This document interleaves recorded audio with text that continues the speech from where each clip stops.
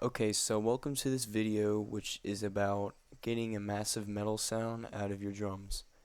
Um, just a disclosure here, this drum track is going to be part of another video that I'm gonna make that's like a mixing tutorial, like a full mix. It's also part of the song called Part of Something by Ocean's 8 Alaska, and I was just doing that for a full mix tutorial, but I figured I'd just separate the videos because I had to separate the projects anyway with the drums and then everything else. So without further ado, let's get into the drum track. So I'll just play a quick section here so you can get an idea of what it sounds like.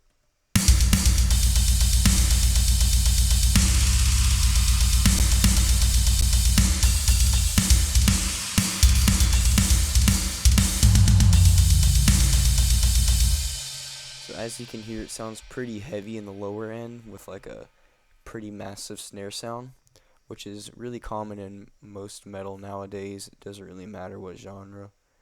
But so most of that was achieved by EQ, which I had to learn recently. I wasn't really sure how to EQ my snare, so I just started messing around with it and I got the sound that I've been desiring. So here's my snares, or just my snare. Actually, before this, I'll show you my Easy Drummer setup. So for this MIDI track right here, I programmed these drums. I'm using the Metal Machine add-on to Easy Drummer 2 with the dry and distinct preset. Oh, I got everything else muted. Hold on. So yeah, I'm using the dry and distinct preset because I just like to add the reverb and all that later on in post-processing. I don't really like how it sounds when it comes out of here. But here's what all my drums sound like.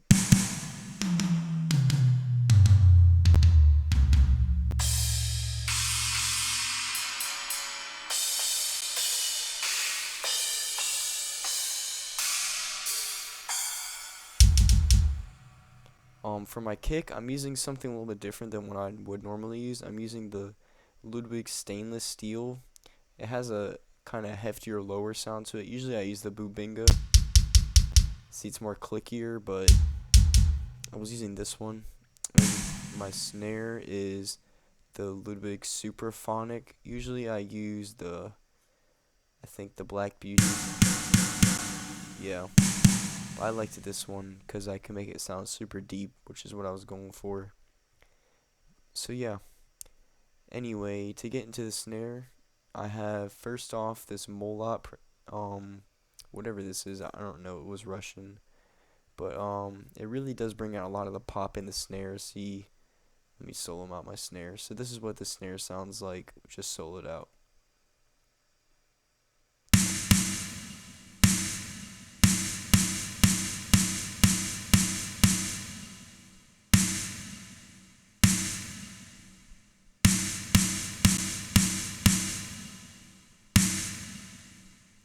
So yeah, it has a lot of pop to it, which is a lot of attack pretty much coming from this plugin right here. So without it, I want to bypass everything. So without it, this is just what it sounds like raw. That sounds absolutely disgusting.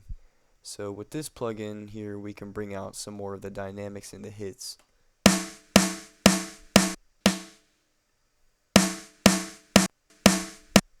You can hear how it sounds louder and more punchy. Next up, I have this envelope shaper here. Brings out a little bit more of the attack and kind of decreases the trail off of the snare, like that ringy sound you get with hitting the snare. So here's what it sounds like without it. And this is with it on.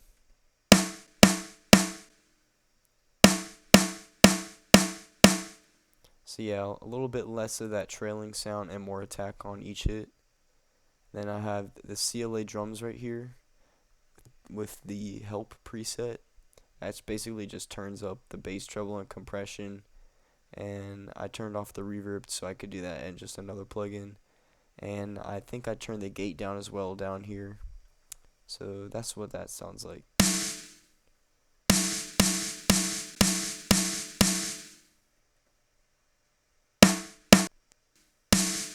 Brings out a lot more dramatic effect with each hit. And now I'm starting with my EQ here. So this is the important part to get your snare to sound big. Um, when it comes to EQ, I thought that this mid-range cut right here was, or peak I should say, was really important. This is what it sounds like without it, and with it on. Yeah, so as you can tell, it sounds a lot deeper and punchier, which is a really good thing in my opinion, because I didn't really like how it sounded without it. It just kind of sounded weird in the whole mix of things. But if I turn this first band off, which is that mid-range cut, this is what it sounds like. You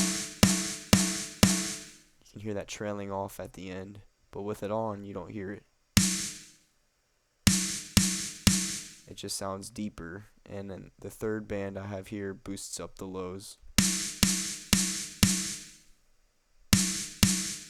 It's kind of a small change, but it's still there. And I have another EQ here to do some smaller modifications on after that one.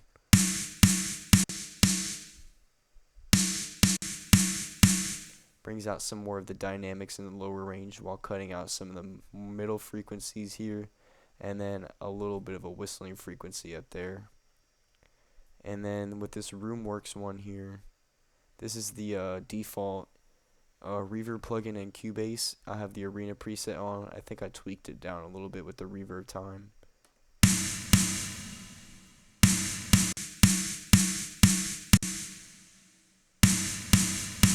Adds just a ton more room onto it to increase the drama of the hit. I don't know if anybody else has described it like that with the drama, but I just feel like that's a good word to describe it. So yeah, that's basically how to get a really good snare sound. It's all in the EQ in my opinion. As you can see here, this is all I have really, just this reverb, 2 EQ, CLA drums, which you don't even really need, the stock envelope shaper, and this Moloch thing right here to bring out some more of the hit dynamics, and that's pretty much all you'll need for the snares.